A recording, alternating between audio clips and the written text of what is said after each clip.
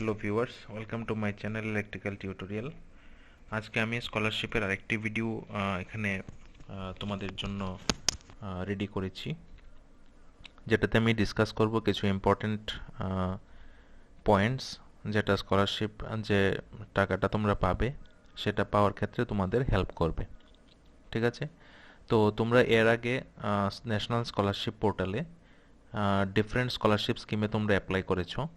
তার আন্ডারে তোমরা কেউ অ্যাপ্লাই করেছো সেন্ট্রাল সেক্টর স্কিমের মধ্যে, কেউ অ্যাপ্লাই করেছো ইউজিসি অর এআইসিটি স্কিমের মধ্যে, অ্যান্ড কেউ অ্যাপ্লাই করেছো স্টেট লেভেল স্কিমের মধ্যে, রাইট? তো আশা করি তোমাদের এতদিনে institute level and state level verification হয়তো শুরু হয়ে গেছে, বা অনেকগুলো স্কিমের ভেরিফিকেশন তোমাদের কমপ্লিট হয়ে গেছে। তো কমপ্লিট হওয়ার পরে কি হবে, মিনিস্ট্রি থেকে তোমাদের যে পেমেন্ট প্রসিডিউরের জন্য এটা নেক্সট স্টেপে যাবে। তো পেমেন্ট আসার আগে আমাদের কয়েকটা পয়েন্ট যেগুলি ভেরিফাই করে নিতে লাগবে যে আমাদের এগুলো ঠিক আছে কিনা। যদি ঠিক না থাকে তবে কি কি হবে, স্কলারশিপের টাকাটা পেতে তোমাদের প্রবলেম হবে, রাইট? তো তার জন্য মেইন যে জিনিসটা সেটা হচ্ছে আমাদের যে আধার নাম্বার আছে সেই আধার নাম্বারের সঙ্গে ব্যাংক অ্যাকাউন্ট নাম্বার লিঙ্ক থাকতেই হবে। যদি লিঙ্ক না থাকে, স্কলারশিপের জন্য পেমেন্ট যখন প্রসেস হবে তখন তোমাদের পেমেন্ট কি হবে, ফেলড হয়ে যাবে, রাইট? কারণ কি হয়, আমরা যখন নর্মালি পেমেন্ট ট্রান্সফার করি তখন আমরা ব্যাংকের অ্যাকাউন্ট নাম্বার, ব্যাংকের আইএফএসসি কোড এগুলি দিয়ে ট্রান্সফার করি, কিন্তু গভর্নমেন্টের ফান্ড থেকে যখন পেমেন্ট রিলিজ হয় তখন সেটা আধার নাম্বার দিয়ে রিলিজ করে। তাই আধার নাম্বারের সঙ্গে ব্যাংক অ্যাকাউন্ট নাম্বার লিঙ্ক থাকতেই হবে। তো আজকে আমি দেখাবো কিভাবে তোমরা চেক করবে যে তোমাদের ব্যাংক অ্যাকাউন্ট আধার কার্ডের সঙ্গে লিঙ্ক আছে কিনা, রাইট? তো তার জন্য প্রথম তোমরা তোমাদের ব্রাউজারের মধ্যে গুগলে যাবে, প্রথম গুগল ওপেন করবে। গুগল ওপেন করার পরে এখানে টাইপ করবে ডাইরেক্ট বেনিফিট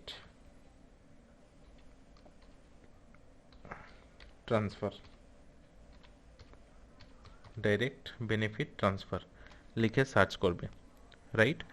সার্চ করার পরে দেখো তোমাদের এখানে ফার্স্ট একটা লিঙ্ক আসবে, ডিবিটি বলে, ডিবিটি ডাইরেক্ট বেনিফিট ট্রান্সফার বলে একটা লিঙ্ক আসবে। তোমাদের কি করতে লাগবে, তোমাদের সেই লিঙ্কের মধ্যে ক্লিক করতে লাগবে, রাইট? লিঙ্কে ক্লিক করার পরে দেখবে আমার একটা এখানে কি হবে, গভর্নমেন্ট অফ ইন্ডিয়ার একটা ওয়েবসাইট ওপেন হবে। ঠিক আছে? তো গভর্নমেন্ট অফ ইন্ডিয়া কি করে, এই ওয়েবসাইটের মধ্যে সব ডেটা থাকে এখানে, মানে বিভিন্ন স্কিমে কত টাকা পেমেন্ট দেওয়া হয়েছে এই সব ডেটা এটার মধ্যে থাকে। তো তার মধ্যে দেখবে এখানে যে অনেকগুলো অপশন আছে, অপশনের মধ্যে একটা অপশন থাকবে ডকুমেন্টস বলে, রাইট? একটা অপশন থাকবে ডকুমেন্টস বলে। তোমাদের কি করতে লাগবে, সেই ডকুমেন্টসের মধ্যে ক্লিক করতে হবে। ক্লিক করলে দেখবে এখানে অনেকগুলো অপশন আরও ওপেন হবে, like Aadhaar UID, DI, DBT payments, circular, এরকম অপশন থাকবে। তো এই অপশনগুলির মধ্যে তোমাদের ক্লিক করতে লাগবে আধার/ইউআইডিআই,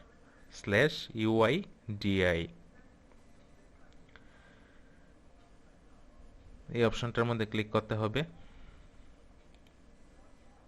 এই অপশনটাতে ক্লিক করার পরে দেখবে নেক্সট একটা পেজ ওপেন হবে। সেই পেজটার মধ্যে যে ফার্স্ট অপশনটা আছে সিটিজেন কর্নার, রাইট? এই সিটিজেন কর্নারের মধ্যে তোমাদের ক্লিক করতে লাগবে। সিটিজেন কর্নারে ক্লিক করার পরে দেখবে এখানে টোটাল আরও 5টা অপশন আসবে, রাইট? সো এই 5টা অপশনের মধ্যে যে ফোর্থ নাম্বার অপশনটা থাকবে, ফোর্থ নাম্বার অপশন যেটা থাকবে আমি দেখিয়ে দিচ্ছি, এই যে এটা সিটিজেন ব্যাংক অ্যাকাউন্ট আধার লিঙ্কিং স্ট্যাটাস, রাইট? এটার মধ্যে ক্লিক করবে। এটার মধ্যে ক্লিক করার পরে দেখবে নতুন একটা ওয়েবসাইট খুলে যাবে আধারের, রাইট? সেই ওয়েবসাইটের মধ্যে এখানে একটা লগ ইন অপশন থাকবে। তো এই অপশনের মধ্যে কি করতে লাগবে, আমাকে লগ ইনে ক্লিক করতে লাগবে, রাইট? লগ ইনে ক্লিক করার পরে দেখবে এখানে তোমার লগ ইন ক্রেডেনশিয়াল যেগুলো আছে সেগুলো এন্টার করতে লাগবে। তো প্রথম এখানে তোমাদের আধার নাম্বার এন্টার করবে, এই জায়গাতে আধার নাম্বার এন্টার করার পরে নেক্সট জায়গাতে ক্যাপচা এন্টার করবে। এখানে যে ক্যাপচাটা আছে এটা দেখে সেমভাবে এন্টার করবে। যদি ক্যাপচা বোঝা না যায় তাহলে এখান থেকে রিফ্রেশ করে নেবে, তাহলে এই ক্যাপচাটা চেঞ্জ হয়ে যাবে। হওয়ার পরে লগ ইন উইথ ওটিপিতে ক্লিক করতে লাগবে। তো সিকিউরিটি পারপাসের জন্য আমি আধার নাম্বার এখানে শো করছি না, আমি লগ ইন করার পরে ভিডিওটা কন্টিনিউ করছি। ওকে, ঠিক আছে। তাহলে আমাদের যখন আমরা আধার নাম্বার দিয়ে এই জায়গাতে লগ ইন করবো, আধার নাম্বার ওটিপি দিয়ে যখন লগ ইন করবো, তখন আমার এখানে কি হবে দেখো, আমার এখানে তখন এরকম স্ট্যাটাস আসবে, ঠিক আছে, ব্যাংক লিঙ্কিং স্ট্যাটাস। ঠিক আছে, স্ট্যাটাসের মধ্যে কীরকম আসবে আমি দেখিয়ে দিচ্ছি। স্ট্যাটাসের মধ্যে এরকম থাকবে, congratulation, your Aadhaar bank mapping has been done. ঠিক আছে, এখানে তোমার আধার নাম্বার দেওয়া থাকবে, লাস্ট 4 ডিজিট এখানে শো হবে, রাইট। তারপরে দেখো লেখা থাকবে ব্যাংক লিঙ্কিং স্ট্যাটাস অ্যাক্টিভ। ঠিক আছে, যদি এই জায়গাতে অ্যাক্টিভ না থাকে, যদি এই জায়গাতে অ্যাক্টিভ না থাকে তাহলে তোমাকে ব্যাংকে গিয়ে আধার লিঙ্কিং কমপ্লিট করতে লাগবে। ঠিক আছে, যদি ইনঅ্যাক্টিভ থাকে এটাকে কমপ্লিট করতে লাগবে, ব্যাংকে গিয়ে লিঙ্ক করতে লাগবে। এবার কিভাবে লিঙ্ক করতে লাগবে, কোন ফর্ম ফিল আপ করতে লাগবে, সেটা নিয়ে আমি আরেকটা ভিডিও এরপরে পাবলিশ করব। তো এই ভিডিওটা নেক্সট একদিনের বা একদিন বা দুদিনের মধ্যেই আসবে, তোমরা তার জন্য একটু ওয়েট করতে পারো। ঠিক আছে, তো এখানে তোমরা ব্যাংক লিঙ্কিং কবে হয়েছিল সেই ডেটটাও দেখতে পারবে, তারপরে কোন ব্যাংকের সঙ্গে লিঙ্ক করা আছে সেটাও দেখতে পারবে। তো আমাদের এখন এই জিনিসটা কনফার্ম করতে লাগবে যেন আমাদের ব্যাংক অ্যাকাউন্ট আধারের সঙ্গে লিঙ্ক থাকে। ঠিক আছে, আমাদের অ্যাকাউন্ট যেন আধারের সঙ্গে লিঙ্ক থাকে, এই সবগুলি ডেটা যাতে থাকে, আর এখানে যাতে স্ট্যাটাস অ্যাক্টিভ আসে, রাইট। এখানে যাতে স্ট্যাটাস অ্যাক্টিভ আসে এই জিনিসটা আমাকে ভেরিফাই করতে লাগবে। যদি অ্যাক্টিভ না থাকে ব্যাংকে গিয়ে এটাকে অ্যাক্টিভ করাতে হবে।